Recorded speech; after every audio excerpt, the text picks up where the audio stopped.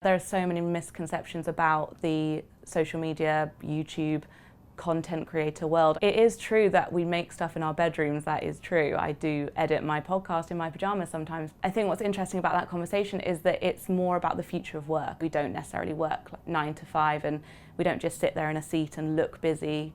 It's more about actually being busy, but in different ways that some people can't really wrap their heads around just yet.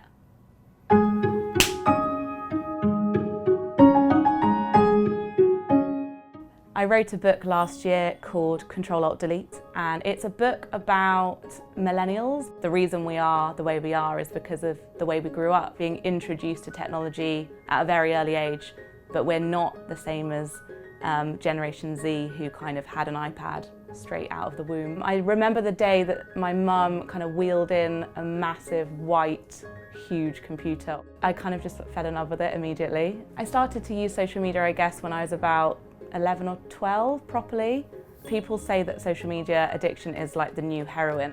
It's been scientifically kind of proven that a like is the same as sort of a dopamine rush that you would get from doing drugs or having a hug or someone saying something nice to you in person. So we shouldn't feel bad for feeling good when someone retweets us like 100 times. That feels amazing. But I think it's a dangerous kind of cycle and a dangerous road to go down if that's the only way that you can feel good. I think we probably all check our phones at times we shouldn't. I read that 20% of people actually check their phone whilst having sex, not even afterwards or before, during, which kind of freaked me out. There was a study that came out about couples who take too many selfies and how they directly correspond to breakups. It does make sense. I think the more someone is sharing, it's clear that maybe in that time of their life they're needing to share more, they're needing more validation, whereas I know that as I grow up, I share less, which I think is interesting because I'm becoming more confident, and so I don't need everyone to know what I'm doing all the time. I'm just happy doing it. I think we're in this time where we feel like we have to have our opinions and our personality and our identity and our thoughts kind of written in stone and chiseled into foreverness. I think it's okay to say I don't know, because I don't know so much.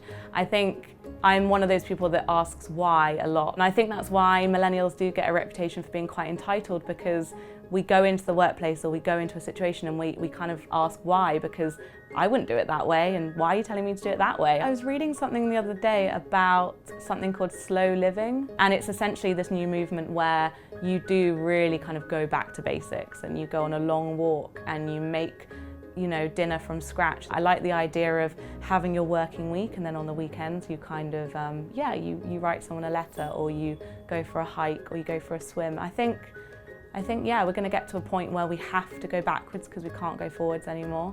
We'll break. My name is Emma Gannon, and this is my brief but spectacular take on the highs and lows of social media.